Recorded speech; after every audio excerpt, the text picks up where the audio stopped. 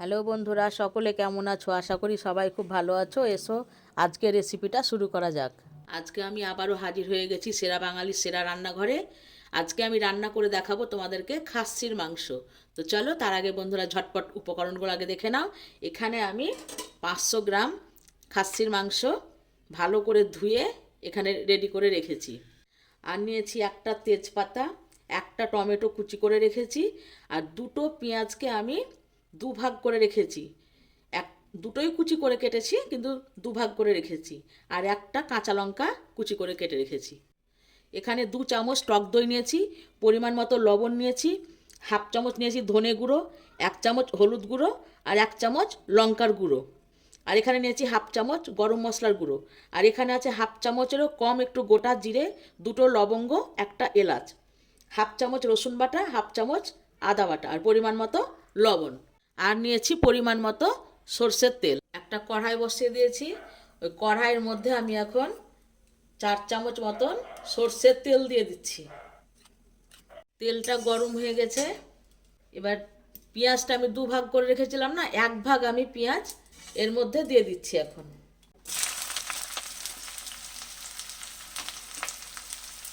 পেঁয়াজটাকে ভালো করে ভেজে নেব। দেখো, পেঁয়াজটা লাল লাল করে ভাজা হয়ে গেছে। এবার পেঁয়াজটাকে আমি অন্য পাত্রে উঠিয়ে নিচ্ছি। এবারে যে গোটা জিরে, একটা এলাচ আর দুটো লবঙ্গ এখন আমি দিয়ে দিচ্ছি। আর তেজপাতাটাও দিয়ে দিলাম। 1 মিনিট মতন একটু নাড়াচাড়া করে নেব। এবার পেঁয়াজ কুচিটা দিয়ে দিচ্ছি। আর আগের পেঁয়াজটা অন্য পাত্রে উঠিয়ে রেখেছি, ওই জন্য পেঁয়াজটাকে বন্ধু আমি দুভাগ করে নিয়েছিলাম। এই পেঁয়াজটাও ভাজা হয়ে গেছে, দেখো সোনালি কালারের হয়ে গেছে।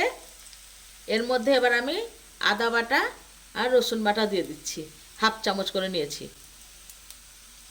আর একটা টমেটো কুচি, একটা লঙ্কা কুচি দিয়ে দিচ্ছি। আন্দাজ করে লবণটা দিয়ে দিচ্ছি। এখন গ্যাসের আঁচটাকে মিডিয়াম করে রাখবে। এটাকে 2 থেকে 3 মিনিট মতন কষে নেবে। 3 মিনিট মতন আমি মশলাটা কষে নিলাম। দিয়ে এবার ধনে গুঁড়ো, লঙ্কার গুঁড়ো আর হলুদ গুঁড়ো দিয়ে দিচ্ছি। দিয়ে এবার 500 খাসির মাংস যেটা ধুয়ে রেখেছিলাম এখন আমি দিয়ে দিচ্ছি। দিয়ে এবার 4 থেকে 5 মিনিট মতন এটাকে কষে নেব মাংসটাকে।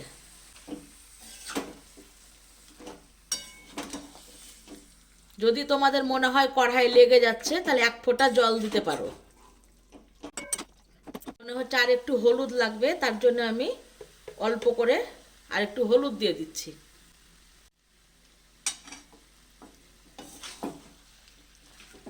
দিয়ে আর একটু নাড়াচাড়া করতে হবে, হলুদটা যাতে সব মাটনের গায়ে যাতে লেগে যায়, মিশে যায় আর কি।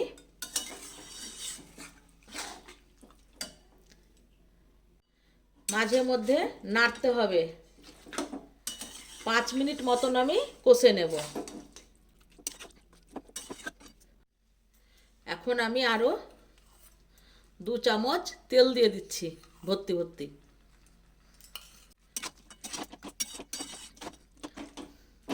তোমরা এরকম করে একবার খাসির মাংস রান্না করে দেখো, ভাত দিয়ে রুটি দিয়ে অসাধারণ লাগে খেতে।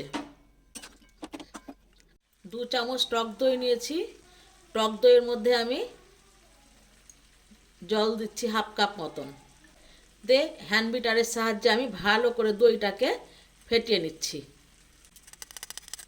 জল দিয়ে দইটা ফেটিয়ে নিলাম।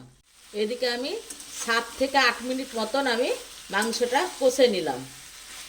এবার আমি কড়াইটাকে নামিয়ে পরের ওভেনে রাখছি, পাশের ওভেনে। এখন একটা প্রেসার কুকার বসিয়ে দিলাম।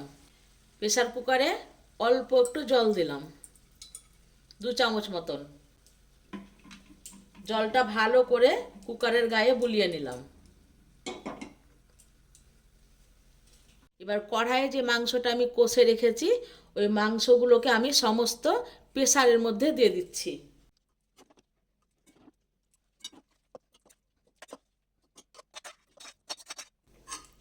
সমস্ত মাংস দেখো প্রেসার কুকারে দিয়ে দিয়েছি। দেখো কড়াইয়ে অনেক আমার তেল মশলা লেগে আছে, এই কড়াইয়ে জল দিব একটু, দিয়ে ভালো করে মশলাটা ধুয়ে ওই জলটা প্রেসার কুকারে দিয়ে দেব।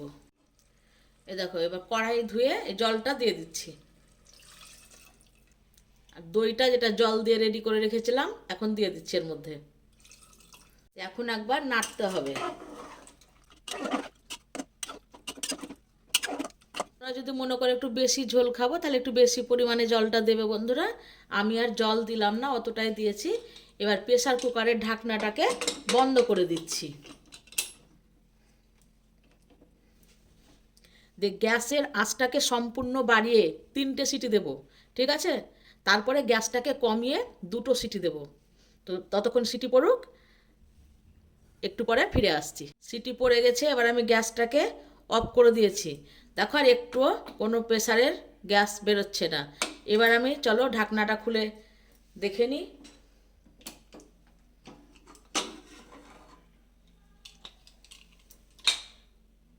এই দেখো বন্ধুরা, এখনও তো 2টো উপকরণ বাকি আছে।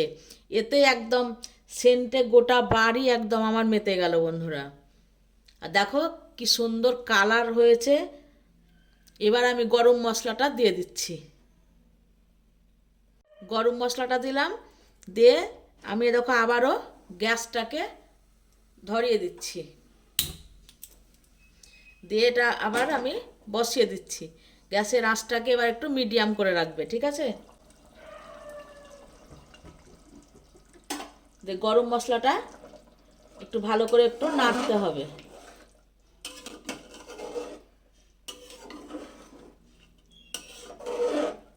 এই সময় তোমরা লবণটা দেখে নিতে পারো, কম বেশি হলে ঠিক করে নেবে। যদি মনে হয় কম তাহলে এখন দিয়ে দিতে পারো। গরম মশলাটা দিয়ে আমি আরও 2 মিনিট মতন ফুটিয়ে নিয়েছি। ঢাকা বন্ধ করিনি, এমনি ঢাকাটা এরকম করে দেখো চাপিয়ে রেখেছিলাম, ঠিক আছে? দেখো 2 মিনিট মতন আমি গরম মশলা দিয়ে ফুটিয়ে নিলাম। এবার আমি গ্যাসটাকে অফ করে দিচ্ছি। যে যখন পরিবেশন করব তখন যে পেঁয়াজটা আমি ভেজে রেখেছি তখন ওর উপরে আমি পেঁয়াজটাকে ছড়িয়ে দেব, দিয়ে পরিবেশন করব গরম গরম। তো তোমরা দেখতে থাকো।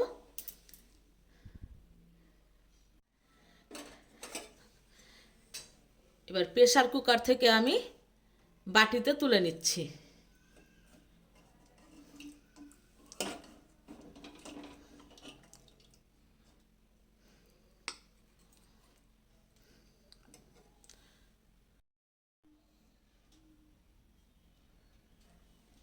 দেখো আমি বাটিতে তুলে নিয়েছি। এবার আমি যে পেঁয়াজগুলো ভেজে রেখেছিলাম এখন এর মধ্যে আমি দিয়ে দিচ্ছি। তোমরা যদি মনে করো প্রেসার কুকারের উপরে দেব সেটাও হবে। আমি বাটিতে তুলে নিয়ে পেঁয়াজগুলোকে ছড়িয়ে দিচ্ছি। এবার গরম গরম পরিবেশন করব। আজকের মতো বিদায়, আবার পরের ভিডিওতে দেখা হচ্ছে।